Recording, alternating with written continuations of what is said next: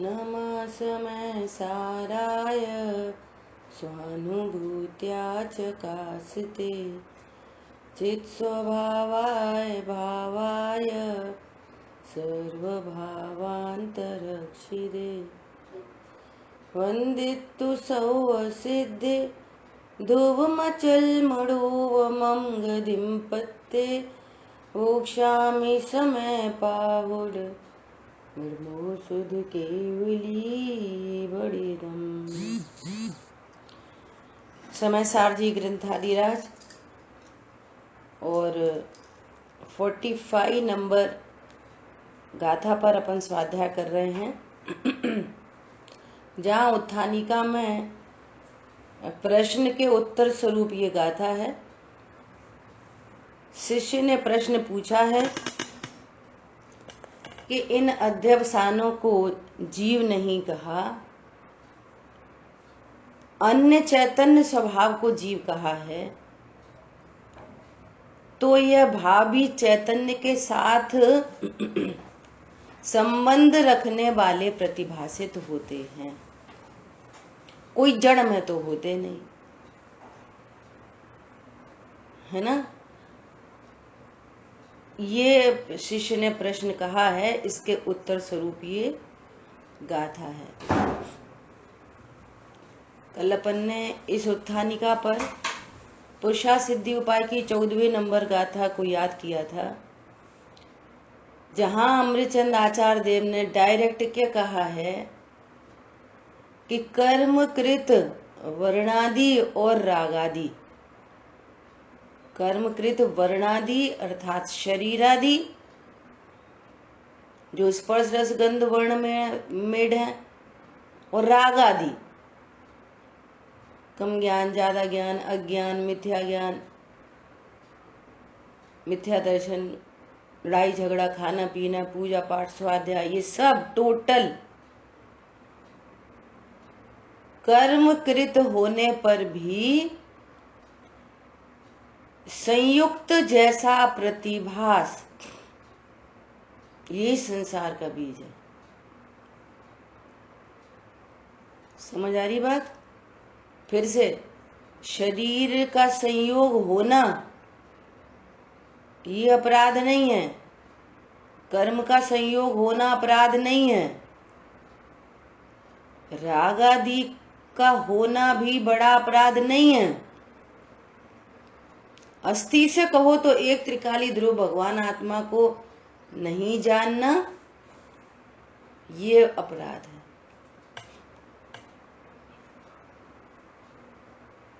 समझ में आ रही है बात? और दूसरे एंगल से कहो तो इनसे संबंध जानना, शरीर, संयोग, कर्म, कषाय और एक समय की पर्याय, कितना बड़ा अपराध है बोलो आप। आप बॉस को वॉचमैन समझो और बॉस के साथ वॉचमैन जैसा ट्रीटमेंट करो, बोलो कितना बड़ा अपराध है। ऐसा ये विश्व का सबसे बड़ा अपराध है। इसके फल में ये अनंत संसार का बीज है, ऐसा ज्ञान, श्रद्धा और आचरण। समझ आई बात? ऐसे अज्ञान, मोह, राग, द्वेष को मिटाने के लिए ये ग्रंथ समर्पित है। इसलिए आचार्य भगवान वो पूरी स्थिति बता रहे हैं कि ये शरीर की, ये कर्म की, ये राग आदि की अध्यवसानों, है ना, प्लूरल है, अध्यवसानों। तो अध्यवसानों में ऐसे तो अध्यवसान अकेला वर्ड है, अध्यवसान, है ना। तो अध्यवसान मतलब वही मोह से संयुक्त विकारी भाव, मोह से संयुक्त विकारी भाव, वो अध्यवसान है। अभी करे अध्यवसान आदि, आदि तो आदि में वो दोनों भी गर्भित कर लेना, आदि, अध्यवसान आदि। आदि मतलब जो 8 प्रकार से चर्चा हो गई ना, वो सभी मान्यताएं, कोई कह रहा है कि शरीर ही आत्मा है, कोई कह रहा है कर्म ही आत्मा है, कोई कह रहा है कर्म का अनुभाग आत्मा है, कोई कह रहा है कि जीव और कर्म दोनों मिलके आत्मा है ना। कोई कह रहा है अज्ञान मोह राग द्वेष आत्मा है। कोई कोई क्या कह रहा है, जो अपने को त्रिकाली ध्रुव आत्मा नहीं जान रहा वो अनेक प्रकार से कहता है, जानता है, मानता है, ऐसा है ना। तो अध्यवसान आदि भावों को जीव नहीं कहा। क्यों नहीं कहा? क्या केमिस्ट्री बन रही है, उसके उत्तर स्वरूप ये गाथा है। ठीक है, कल की एक लाइन अपन को याद रखनी है। क्या याद रखनी है? पानी की गर्मी, पानी की गर्माहट पानी की नहीं अग्नि की है। बस इस एक लाइन पे आपको एकदम क्लियरिटी रहेगी, है ना। ऐसे ही जीव में उत्पन्न होने वाले रागादि जीव के नहीं पुद्गल के हैं। पर ऐसी इतनी बात है, ठीक है।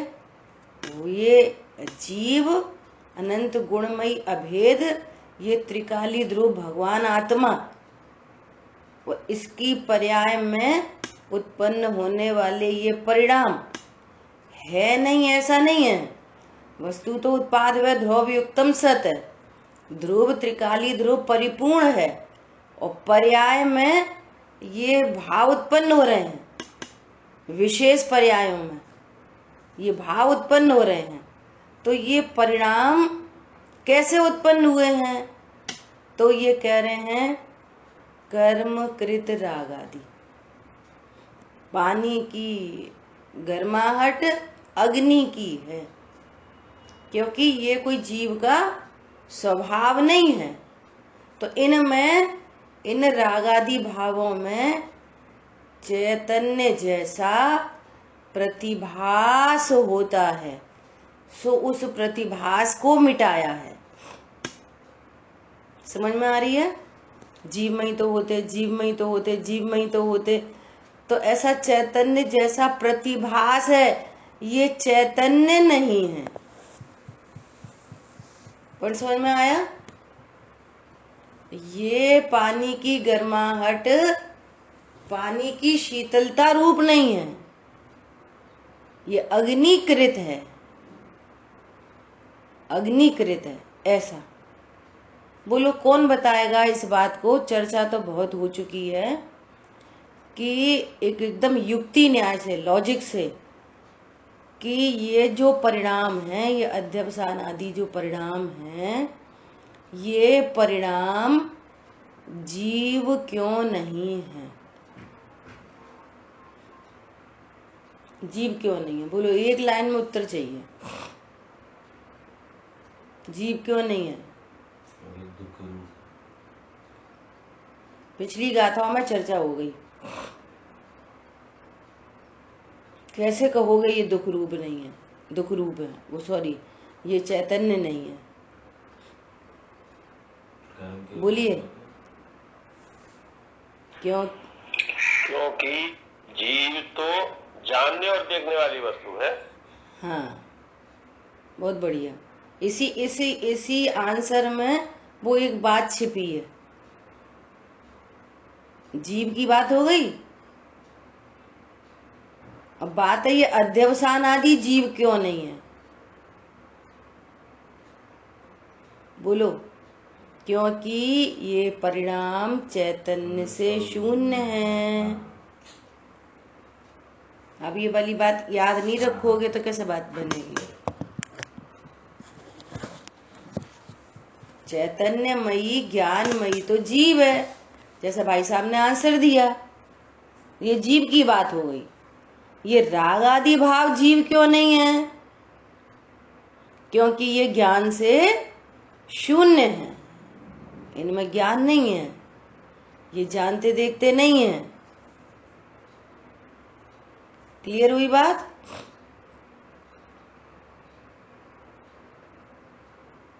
अरे बोलो।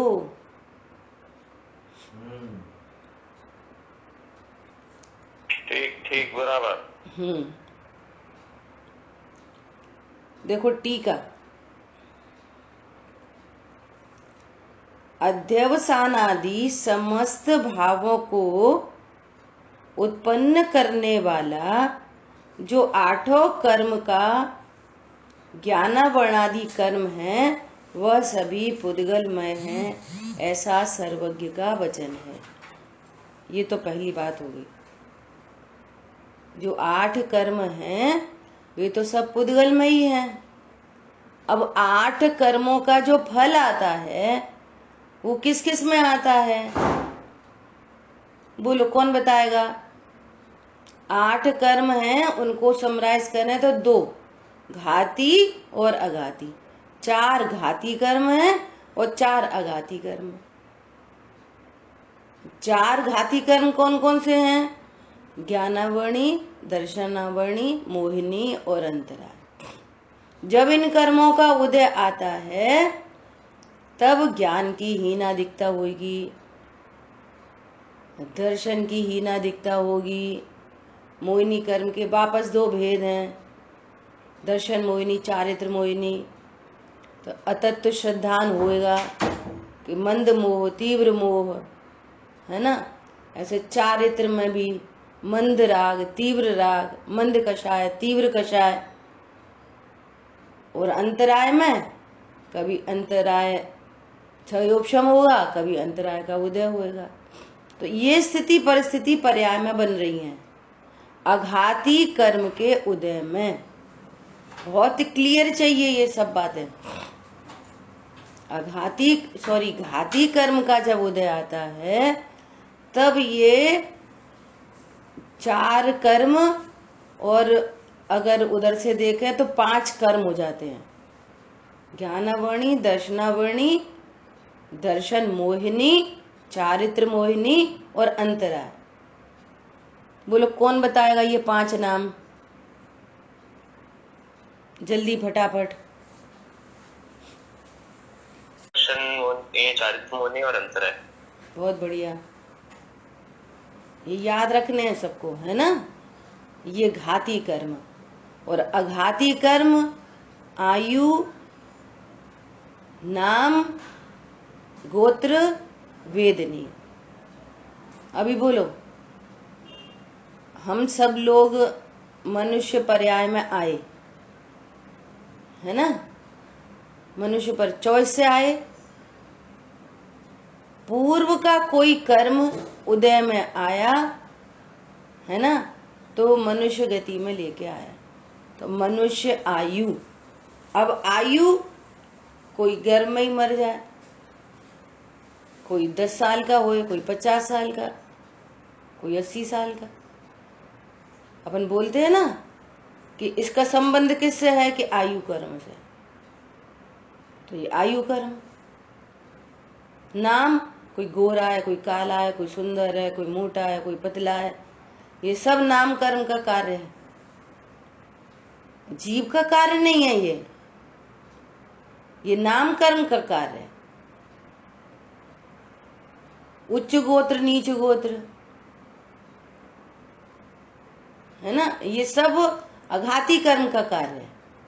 ये जीव को उन संयोगों में उत्पन्न कर रहा है।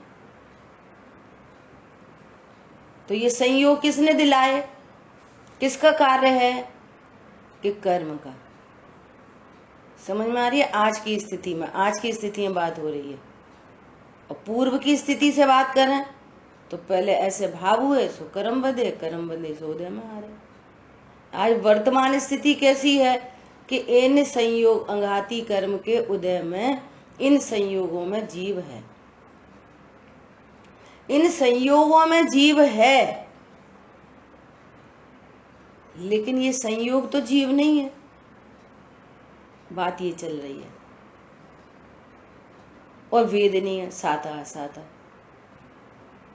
अरे हमारा तो भैया बहुत साता का उदय है, हमें तो बहुत असाता का उदय है। ऐसा सब बोल रहे हैं, अन्य मती भी बोलते हैं। पर समझ में आया? तो ये आठों कर्म का कार्य आपको स्पष्ट पता होना चाहिए। ये 8 कर्म और इनका कार्य, तो 8 कर्म और इनका ये कार्य है, 4 घाती और 4 अघाती, इनका ये कार्य है। और मेरा कार्य क्या है? वर्तमान में अभी मेरा कार्य क्या है?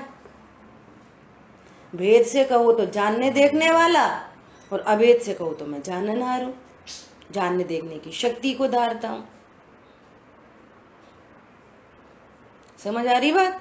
अभी जो ऐसी कंडीशन बनी हुई है, इस कंडीशन में मैं कौन हूं और ये सब कौन है, बात ये है, इतनी सी बात है। तो आयु कर्म जीवकृत है। बोलो, जीव का काम तो जाननहार बना रहना है, ज्यादा कह दो तो मात्र जानना है। तो मात्र जानने वाला आयु कर्म को लेके आएगा। मात्र जानने वाला क्रोध करेगा, मात्र जानने वाला मान करेगा, मात्र जानने वाला पूजा करेगा। बोलो क्या करेगा मात्र जानने वाला? ज्ञायक है और ज्ञायक बना रहता है। सो ये त्रिकाल रहने वाला स्वभाव और ये अध्यवसान आदि भाव और ये कर्म और ये शरीर आदि नो कर्म है ना, इनसे इनमें भ्रम नहीं रखना। आगे की गाथा और आ रही है टेक्निकल, ये वाली बात ख्याल में आएगी, वो वाली गाथा इसके बिल्कुल उल्टी दिखेगी आपको, है तो सीधी ही। समझ में आ रही है बात? त्रिकाली ध्रुव भगवान आत्मा, अब इसका इन अध्यवसान आदि भावों से क्या संबंध है? अब असंयुक्त होने पर भी संयुक्त जैसा प्रतिभास ये भ्रम उत्पन्न कराता है। ये अज्ञान कौन कराता है? भ्रम उत्पन्न अज्ञान। पीछे की गाथाओं से अपने को बांधे रखना। ये ऐसा भ्रम कौन उत्पन्न करा रहा है? अज्ञान। और अज्ञान क्यों है? क्यों है? कि जीव के असाधारण लक्षण को नहीं जानता। जीव के असाधारण लक्षण को जाने तो इन भावों में भ्रम क्यों उत्पन्न हो? जीव का असाधारण लक्षण तो उपयोग है मात्र जानना, ओनली जानना। इसको जानना उसको जानना भी नहीं, वो तो विशेष ज्ञान है, वो छायाक्षम ज्ञान है। ये उपयोग है सहज जानना, ये जीव का लक्षण है। सो यहाँ पे आचार्य देव कह रहे हैं कि जीव के इस स्वभाव में और ये अध्यवसान आदि में दोनों के लक्षण में विपरीतता है। जीव ज्ञान के साथ में सुख स्वरूपी है और ये अध्यवसान भाव ये दुख रूप है। इनकी दोनों की कोई मैचिंग नहीं है। जीव कैसा है? सुख स्वरूपी, ज्ञान स्वरूपी, और ये कैसे हैं? इनमें अज्ञान है, पहले ही कह दी। ये चेतना से शून्य है। और कैसे हैं? कि दुख रूप है। और आगे चर्चा आएगी। और कैसे हैं? घटते बढ़ते हैं। दुख घटता है, दुख बढ़ता है। बढ़े हुए दुख को सब दुख समझते हैं, घटे हुए दुख को सुख समझ लेते हैं। ये और गलती होती है। क्या बोला? बढ़ा हुआ दुख तीव्र कषाय, मंद कषाय, ये कम दुख। और कम दुख को क्या समझ लिया? सुख। समझ में आ रही है बात? ऐसा तो भगवान आत्मा कैसा है? ज्ञान और सुख स्वरूपी, ज्ञानानंद स्वभावी हूं मैं, ज्ञानानंद स्वभावी हूं। बोलो, सूर्य को अंधकार का कारण कहा जा सकता है? अरे जहां सूर्य नहीं है वहां अंधेरा है, सूर्य थोड़ी अंधकार का कारण है। पॉइंट समझ में आया? ऐसे जहां त्रिकाली ध्रुव भगवान आत्मा है वहां ज्ञानानंद है, जहां त्रिकाली ध्रुव भगवान आत्मा नहीं है वहां अज्ञान और दुख है। उसकी एब्सेंस में अज्ञान दुख है, वो स्वयं अज्ञान और दुख का कारण नहीं है। पॉइंट समझ में आया? आगम की भाषा में इन पर्यायों को जीव का कहते हैं और अध्यात्म में इनको भिन्न वस्तु कहते हैं। और अध्यात्म आपको रत्नत्रय प्रकट कराएगा। समझ में आ रही है? आगम पूर्वक अध्यात्म, आगम पूर्वक अध्यात्म। पर्याय की स्वीकृति भी और पर्याय जितना मैं नहीं हूं ऐसी स्वीकृति रत्नत्रय प्रकट कराएगी। क्या? पर्याय की स्वीकृति, विशेष पर्यायों की स्वीकृति, उत्पाद व ध्रुव युक्तम सत, और पर्याय को गौड़ करके मैं पना किधर करें? संयोगों में, शरीर में। प्रश्न है दुख किस किस गुण के, क्या आया पढ़ना उसमें से, किस किस द्रव्य के किस किस गुण की पर्याय है? किस द्रव्य के किस किस गुण की पर्याय है? बहुत अच्छा प्रश्न है। मंगलारती है ना, तो ऐसी प्रश्न करेंगे। दुख किस द्रव्य के किस गुण की पर्याय है? देखो अभी हिंट तो अभी आ ही गई। दुख किसी भी द्रव्य के किसी भी गुण की पर्याय नहीं है। एक एंगल। क्यों? अन्य द्रव्य की बात करो, हाँ, मात्र कल्पना है, कल्पना नहीं है। दुख कल्पना नहीं है, ये गजब बात है। दुख कल्पना नहीं है, दुख तो हो रहा है। यदि दुख कल्पना हो तो फिर तो बात ही खत्म हो गई। अज्ञान कल्पना है, मोह कल्पना है। समझ में आ रही है? लेकिन दुख तो उसका रिजल्ट है। अज्ञान मोह कल्पना है, भ्रम। भ्रम दुख किससे होता है? मिसअंडरस्टैंडिंग। अपन बोलते हैं ना मिसअंडरस्टैंडिंग हो गई, तो फिर वो कल्पना हो गई। अब मिसअंडरस्टैंडिंग से क्या हो गई? टेंशन हो गई। तो टेंशन कल्पना नहीं है, वेरी इंपॉर्टेंट। मिसअंडरस्टैंडिंग कल्पना है, लेकिन जो आपको टेंशन हो रही है ना, आप वेदन कर रहे हो ना उस टेंशन का।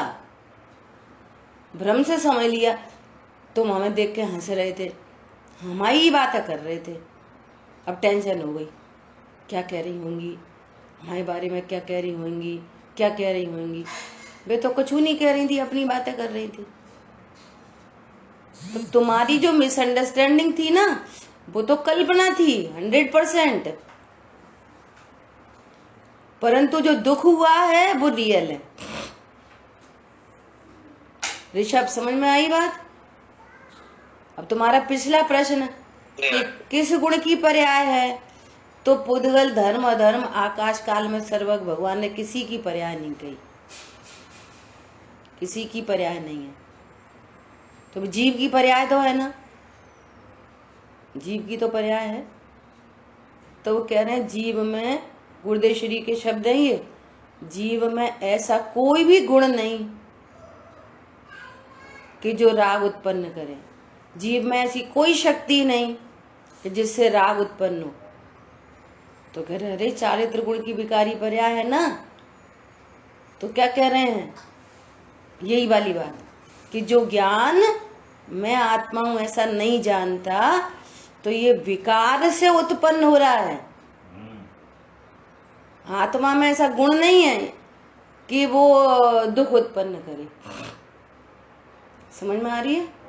अब देखो अपन इस बात को और दृढ़ करते हैं। अब इसी बात को पंडित साहब की भाषा में बात करो कि नरक को जानते हो कि हाँ जानते हैं। नरक में क्या है? बहुत दुख। नरक में दुख, तो नरक में दुख कौन से द्रव्य की पर्याय है? सुमत दुख थैलियों में लटक रहा है, बोरे में भरा है। कहाँ है दुख? नरक में दुख है। तो भेद विज्ञान कराते हैं, नरक में दुख नहीं, नरक में 6 द्रव्य हैं।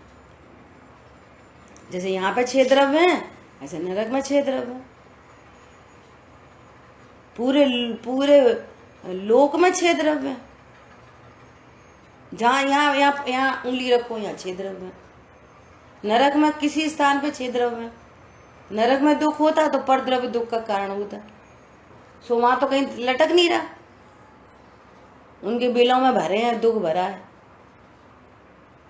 तो फिर ऐसा तो कहते हैं कि नरक में दुख है। अरे जो ज्ञान अपने स्वरूप को नहीं जानता और नरक में जो संयोग है, नरक का जो वातावरण है, उस वातावरण का लक्ष्य करके दुखी होता है, सो कहते हैं कि नरक में दुख है। उसी नरक में दुख होता तो फिर सबको दुख होता। उसी नरक में जो उस वातावरण को प्रतिकूल नहीं मानता, मात्र ज्ञान का ज्ञेय जानता है और अपने को त्रिकाली ध्रुव भगवान आत्मा जानता है, अंदर सुखरस घटाघटी, वो प्रतिकूल वातावरण उनको दुख नहीं पहुंचाता। और अनुकूल कहें प्रतिकूल कहें, ये झूठी मन की वृत्ति है। इसी प्रकार स्वर्ग में सुख नहीं है। छेड़ाला जी में भी पूरा वर्णन आया है 4 गतियों का, और मोक्षा प्रकाशक जी में भी। चारों गतियों में सुख दुख नाम की चीज नहीं है, उनके संयोग के एंगल से बात की जाती है। सारे नैमित्तिक कथन है, इसलिए 99.99% जिनवाणी व्यवहार नय में निबद्ध है। टोडरमल जी ने इस बात को कहा कि लोग कह रहे हैं कि स्वर्ग में सुख है, तो उन्होंने तो ये सिद्धि की कि तू यदि अपने स्वरूप को नहीं जानता तो स्वर्ग में भी दुख ही है। और भेद विज्ञान क्या कहता है? न नरक में दुख है और न स्वर्ग में सुख है। समझ में आई बात? 3 अपेक्षाएं हो गई। स्वर्ग में सुख है ऐसा अज्ञानियों की मान्यता है। वो संयोग होते हैं ना वहां के, ऐसे अनुकूल भाषित होते हैं। और स्टार्टिंग ये है, अनुकूल कहें प्रतिकूल कहें, ये झूठी मन की वृत्ति है। तो उसकी मान्यता को छुड़ाने के लिए वहां भी दुख है। तो फिर आ जाओ उसी एंगल पे कि स्वर्ग में का सुख लटक रहा है, अन्य द्रव्यों में वहां पे भी 6 द्रव्य है। अब उनका लक्ष्य करके जनरल पब्लिक अज्ञानी जीव अपने को सुखी अनुभव करते हैं, सो कहते हैं सुख है। टोडरमल जी ने उसका ऑपरेशन करा। अरे वो विषयों में झपट्टे, यदि दुख न हो तो विषयों में झपट्टे कौन मारे, झपट्टे शब्द लिखा है। और युगल जी बाबूजी ने यदि भूख का दुख न हो तो दिन रात भके शब्द लिखा है। भके, दिन भर भगते रहे और तुम्हारी पूर्ति नहीं हुई। पर समझ में आ रहे हैं? ये अपेक्षाओं को, ये स्यादवाद को समझना पड़ेगा। तो स्वर्ग में भी सुख नहीं, सुख जो ज्ञान अपने को भगवान आत्मा जानता है उस परिणति में सुख उत्पन्न होता है। इसलिए आप जीव को भी नहीं कह सकते कि इसमें ऐसी कोई शक्ति है जो दुख उत्पन्न कराए। ज्ञान में मिसअंडरस्टैंडिंग होने से, मिसअंडरस्टैंडिंग कल्पना है और दुख रियल है। मोह कल्पना है, मोह है सो भ्रम है जीव और कह रहा है मैं शरीर हूं। भाई साहब क्लियर हुई बात आपको? पंडित इस गुणों के लेवल पे समझाइए, क्योंकि जो दुख है उसको स्ववेदन इसकी पर्याय है चारित्र गुण की विकारी पर्याय। संवेदन नहीं अरे है, ज्ञान में। तो अगर दुख कल्पना नहीं है यानी दुख है तो उस टाइम पे सुख कहाँ है? बहुत अच्छा, क्योंकि सुख अगर आत्मा का स्वभाव है तो उस टाइम पे सुख कहाँ पर है? बहुत अच्छा। देखो ये चर्चा भी पिछले हो चुकी। क्या हो चुकी? ऐसा कहा आचार्य भगवान ने, बहुत से लोग जल में काई होने पर जल को सर्वथा मलिन ही अनुभव करते हैं। क्या करते हैं? जल को सर्वथा मलिन ही। काई कहाँ होती है? जल में, पत्थर में नहीं होती। और पत्थर में भी दिखती है तो वहां पे जहाँ पे ह्यूमिडिटी होती है, आर्द्रता होती है। तो काई कहाँ लगती है? कि जल में, जल में। तो कहते हैं बहुत से अज्ञानी पुरुष जल को मलिन ही अनुभव करते हैं, परंतु उसी काल में कोई समझदार यदि उस जल में फिटकरी डाले तो काई बैठ जाती है और वो निर्मल जल का अनुभव करता है। पानी को वेस्ट नहीं करता, पानी यूज हो जाता है। समझ आई बात? इसी प्रकार यहाँ ये अज्ञानी जीव अनादि से ये अध्यवसान आदि भाव ही मैं हूं। मैं अकेला, मेरी चारित्र गुण की जो अज्ञान के कारण, मोह के कारण चारित्र गुण की विकारी पर्याय उत्पन्न होती है। पहले चर्चा कर चुके हैं कि श्रद्धा और चारित्र ज्ञान के फॉलोअर हैं। ज्ञान कहता है मैं शरीर हूं, तो श्रद्धा कहती है मैं शरीर हूं। तो चारित्र की परिणति में शरीर के लिए जो अच्छा सो मेरे लिए अच्छा, शरीर के लिए खराब सो मेरे लिए खराब, ऐसे राग देश उत्पन्न होते हैं। और राग देश का स्वाद दुख रूप है। हरी बात समझ में? सुनो सुनो पूरी बात, एक मिनट पूरी बात। तो अब वो ज्ञान अपने को एकांत रूप से दुख रूप ही अनुभव कर रहा है, एकांत रूप से। अब उसी काल में, अब ये कलाकारी है, यही वेद विज्ञान है, जीव ने अनादि से नहीं किया। जिस काल में तीव्र ज्ञानावर्णी कर्म का उदय है, तीव्र दर्शनावर्णी, तीव्र मोहिनी, तीव्र चारित्र मोहिनी, तीव्र अंतरा, और ये पर्यायों में ऐसी अनेक स्थिति परिस्थिति बन रही हैं। इस ही काल में त्रिकाली ध्रुव भगवान आत्मा शुद्ध सुरक्षित है। इधर बाहर में कैसी भी कंडीशन बन रही हो, और ये ज्ञान अपने उनको गौड़ करके अभी अपने को त्रिकाली ध्रुव भगवान आत्मा जाने, तो अभी परिणति में सुख उत्पन्न हो, अभी अभी वेरी वेरी न्यू, अभी उत्पन्न हो।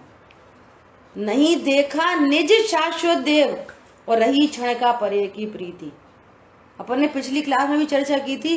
अभी भी जो प्रश्न आते हैं ना, अब याद नहीं रख पाते, भूल जाते, या तो फिर क्या बोलेंगे, जब से स्वाध्याय कर रहे हैं तब से हमारे परिणाम बहुत शांत रहते, तब भी क्षण का पर्याय की प्रीति है।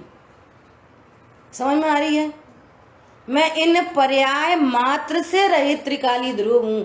और ज्ञान की जो मिसअंडरस्टैंडिंग थी ना, मिसअंडरस्टैंडिंग मिटी तो दुख मिटा, और सही समझ में आई, राइट नॉलेज हुई तो सुख हुआ। समझ में आ रही है? मिसअंडरस्टैंडिंग दुख का कारण है, और सही राइट नॉलेज वो सुख को उत्पन्न करता है। सो क्या करना, राइट नॉलेज हो तो उसी चारित्र गुण की सुख रूप पर्याय उत्पन्न हो, और उसी चारित्र गुण की अब दुख रूप पर्याय उत्पन्न हो रही है। गुण त्रिकाल एक जैसा है, गुण त्रिकाल एक जैसा है। चारित्र नाम के गुण में कुछ नहीं हुआ। चारित्र गुण तो अनटच, इफेक्टलेस, फुल्ली सेव, अनंत गुण शुद्ध सुरक्षित। पर्याय तो चारित्र की है। हाँ, दुख पर्याय तो चारित्र की ही है। बराबर, दुख तो पर्याय चारित्र गुण की है, परंतु ये उत्पन्न कैसे हुआ? चारित्र गुण में से कि नहीं, अज्ञान से। ये गजब की बात है। यदि चारित्र गुण से दुख होता, सुनना इसका लॉजिक समझना ऋषभ, बहुत गंभीर इसके प्रश्न से बहुत अच्छी बात आ गई। चारित्र गुण से दुख होता तो सम्यक ज्ञान होने पर भी दुख होता, केवली परमात्मा को भी दुख होता, क्योंकि चारित्र गुण तो दुख उत्पन्न करने का कारण है। तो चारित्र गुण तो केवली परमात्मा को भी है, तो उनकी पर्याय में भी कभी भी दुख उत्पन्न हो जाता, कभी भी सुख उत्पन्न हो जाता। सो ऐसा तो होता नहीं। समझ में आ रही है बात? जी। गुण तो वही का वही है। तो अज्ञान, मोह, दुख,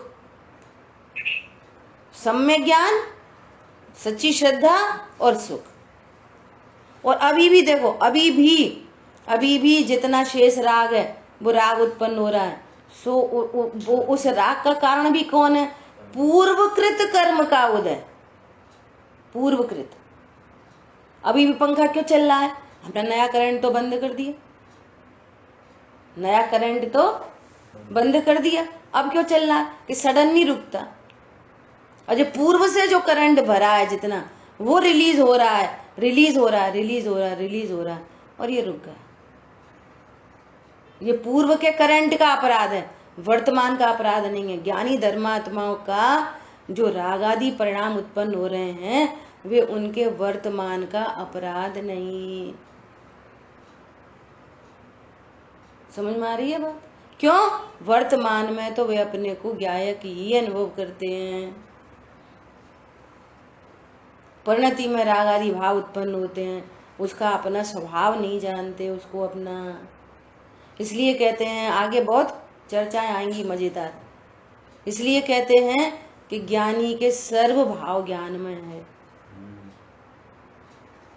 और अज्ञानी का सर्व भाव अज्ञान में है। अज्ञानी की पूजा पाठ स्वाध्याय सुनना बहुत ध्यान से। चारित्र गुण की पर्यासी बात कर रहे हैं ऋषभ।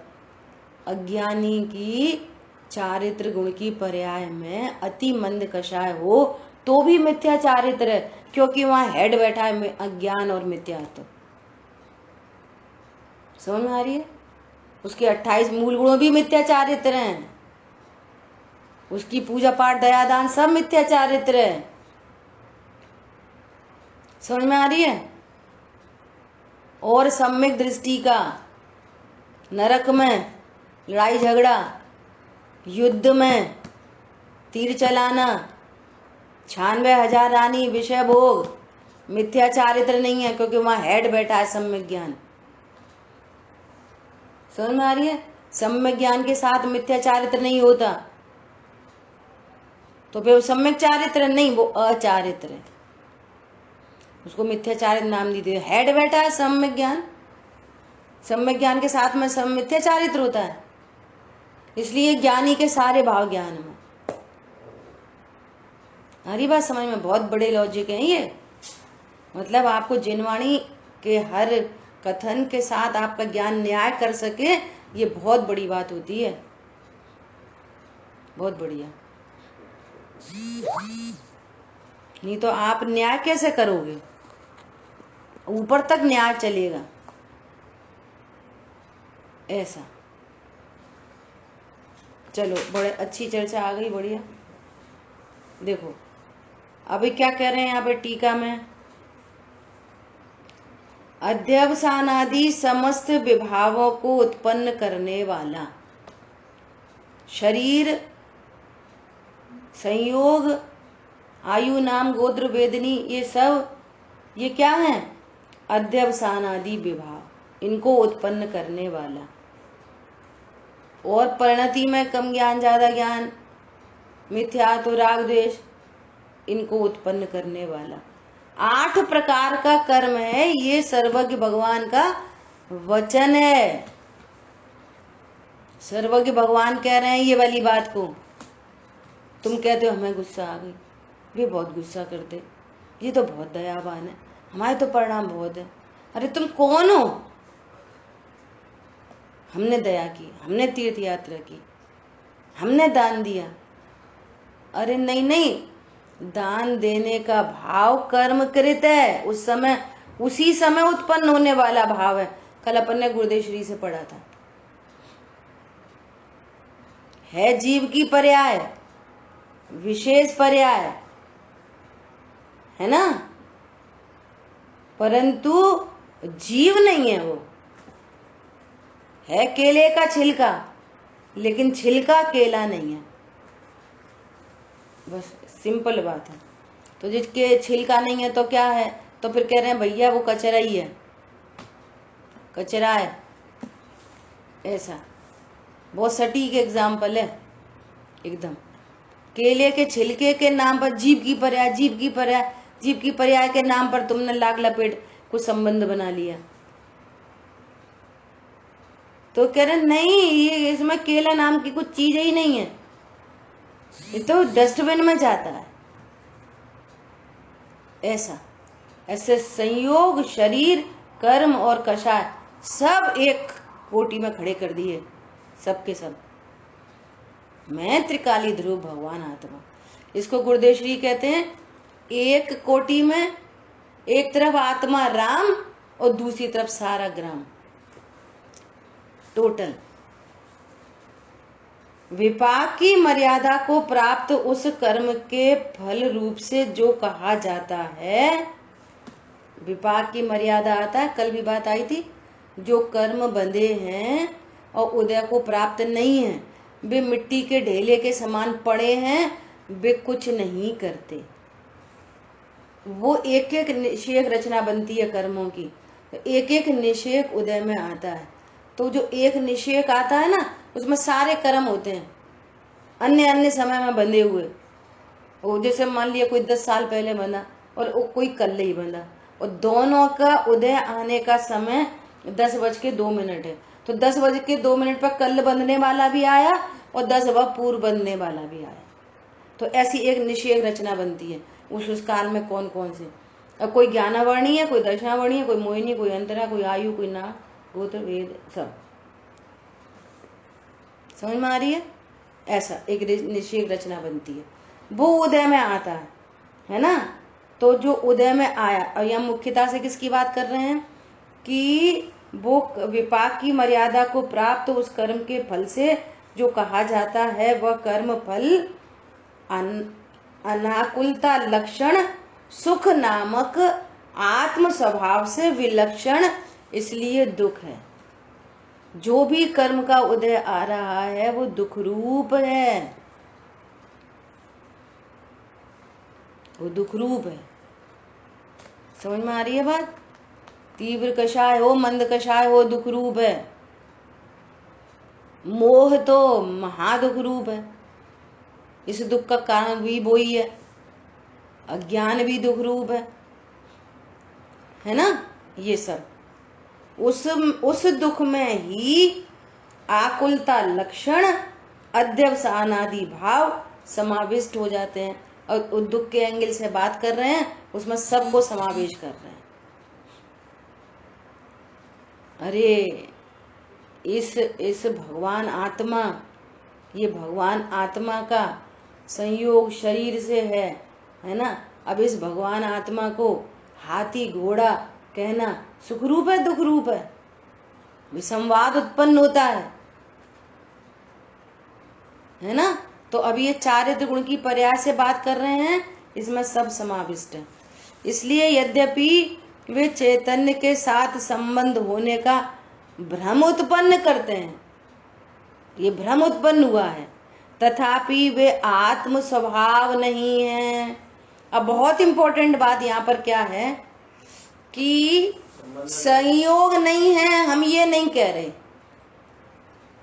अभी यहाँ पर एक क्षेत्रावास से देखो, है ना, यहाँ ये कपड़े लत्ते का संबंध नहीं है, हम ये नहीं कह रहे हैं। तुम कपड़ा लत्ता हो, तुम कौन हो, बात ये चल रही है। समझ में आ रही है? शरीर नहीं है, हम ये नहीं कह रहे। शरीर सापेक्ष जीव को 1 इंद्री 2 इंद्री 3 इंद्री कहा जाता है, लेकिन तुम कौन हो? हिंदू हो, मुसलमान हो, 1 इंद्री हो, पंचेंद्रिय हो? अरे मैं तो जीव हूं। शरीर सापेक्ष जीव को 1 इंद्री 2 इंद्री कहते हैं, पर 1 इंद्री 2 इंद्री का जीव के साथ क्या संबंध है?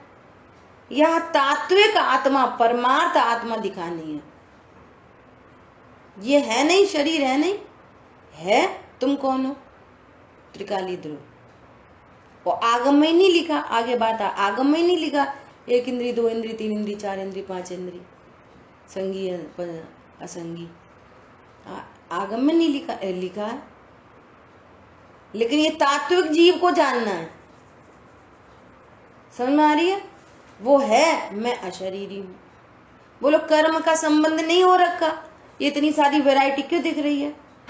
कर्म का संयोग है, मैं कर्म नहीं हूं, बात ये है।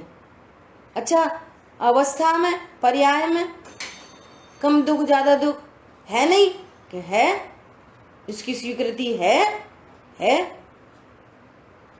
लेकिन मैं त्रिकाली ध्रुव हूं। समझ में आ रही है बात? बात इतनी सी है। ये इनके सबकी मिसअंडरस्टैंडिंग छोड़ दो तो परिणति में दुख उत्पन्न होना बंद हो जाएगा। तो परिणति है तभी तो कह रहे हैं परिणति में दुख उत्पन्न होना बंद हो जाएगा। बहुत अच्छा। परिणति में दुख बंद होएगा तो नए कर्म नहीं बनेंगे, और नए कर्म नहीं बनेंगे तो ये संयोग मिटना चालू हो जाएंगे। और फर्स्ट अटेम्प्ट में ही तुम्हें 1 इंद्री 2 इंद्री 3 इंद्री 4 इंद्री असंगी, ये कर्म ही नहीं बनेंगे। कैसी गजब की बात है। समझ में आई बात? इसलिए क्या कह रहे हैं कि ये संबंध होने का भ्रम उत्पन्न कराते हैं, इसलिए परिणति में तुम्हारे को दुख होता है। संबंध का भ्रम, संबंध है नहीं और संबंध लग रहा है, ये भ्रम है। इस त्रिकाली ध्रुव के साथ इनका क्या संबंध है? कुछ नहीं। ऐसे बहुत हल्की सी बात है, कह रहे हैं, कहते हैं क्या बोलते हैं, नंद के नंदोई हमारे लगे ना कोई। या उनको भी जिया जी कहते हैं, नहीं कहते? तो किसी को भ्रम उत्पन्न होता है तुम्हारी जिया जी, तुम्हारी बहन तो छोटी है बहुत, शादी में बहुत छोटी है, 1-2 साल ही हुई, अब वो बूढ़े दिख रहे हैं, तो भ्रम उत्पन्न होता है। राइट नॉलेज करो, भ्रम, ये भ्रम का मतलब है। क्या संबंध है?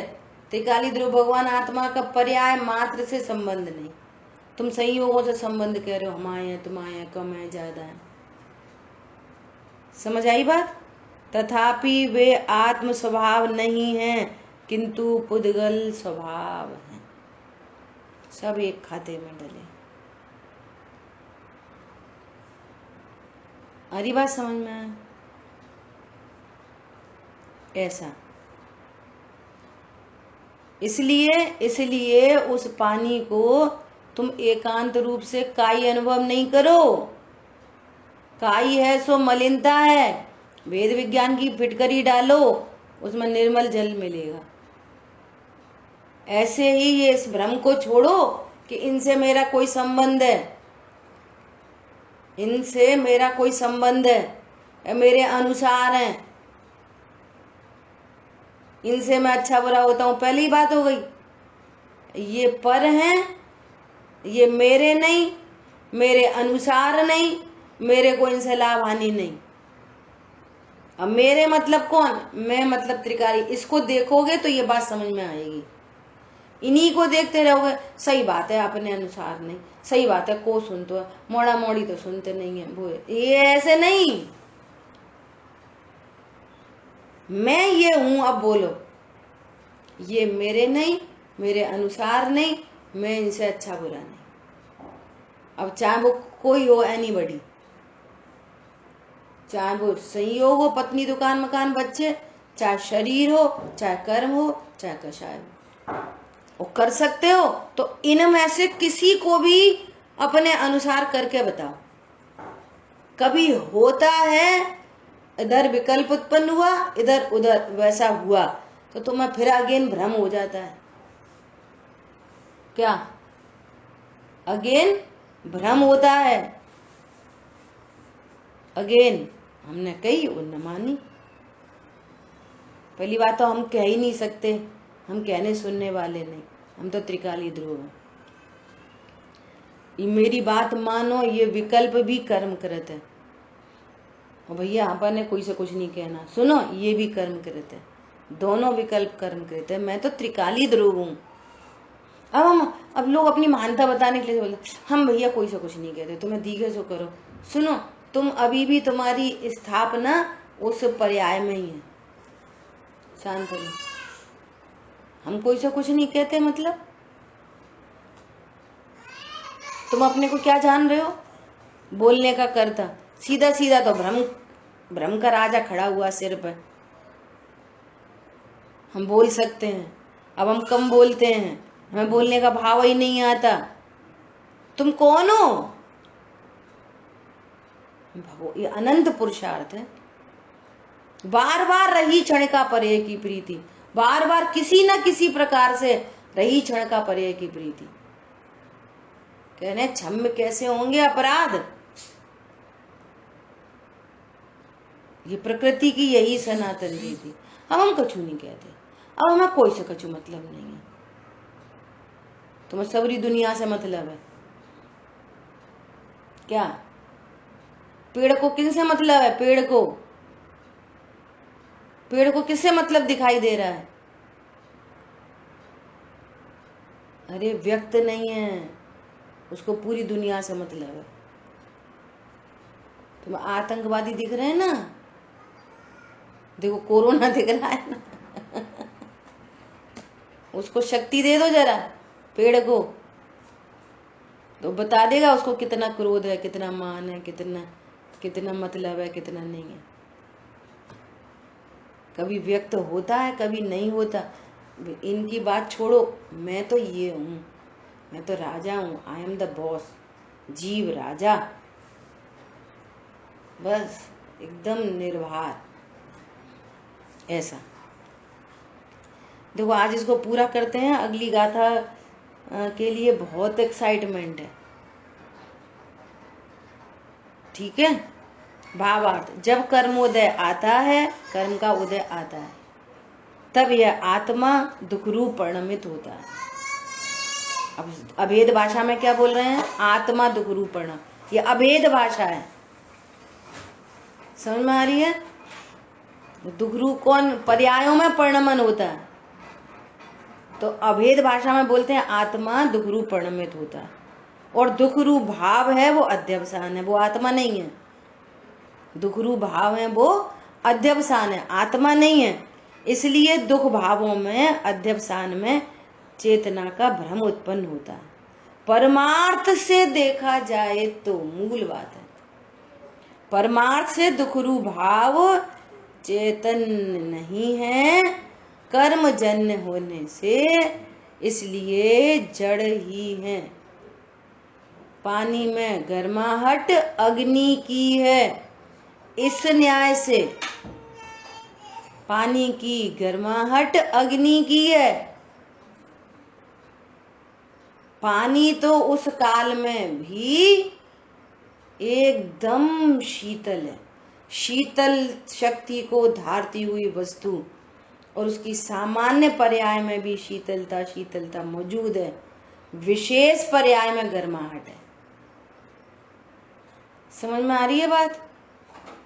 पानी की विशेष पर्याय में गर्माहट है, पानी की सामान्य पर्याय, जैसे यहाँ उपयोग लक्षण सहज सामान्य प्रति समय मौजूद है, ऐसी प्रति समय सामान्य शीतलता मौजूद है, और शीतल शक्ति को धारती हुई वस्तु मौजूद है उस समय। कोई अज्ञानी जन उस शीतल पानी, महामहिम शीतल वस्तु को, और सामान्य पर्याय में शीतलता होने पर भी उसको एकांत रूप से गर्म ही अनुभव करते हैं, ऐसा उनको भ्रम है अनादि से। सो इस भ्रम को तोड़ो, मोह की चट्टान तोड़ो, और शांति निर्जर बहरा। ठीक है। अब देखो उत्थानी का अगली कैसी है, उसको पढ़ के अपन एंड करेंगे। अब प्रश्न होता है कि यदि अध्यवसान आदि भाव हैं, वे पुद्गल स्वभाव हैं, तो इसी सर्वज्ञ के आगम में उन्हें जीव रूप क्यों कहा? बिल्कुल ओपोजिट बात हो गई। पहले कह रहे हैं सर्वज्ञ भगवान का वचन है कि ये सब कर्म कृत है, अब क्या कह रहे हैं, सर्वज्ञ के आगम में फिर उन्हें जीव क्यों कहा? इसके उत्तर स्वरूप गाथा चलेगी।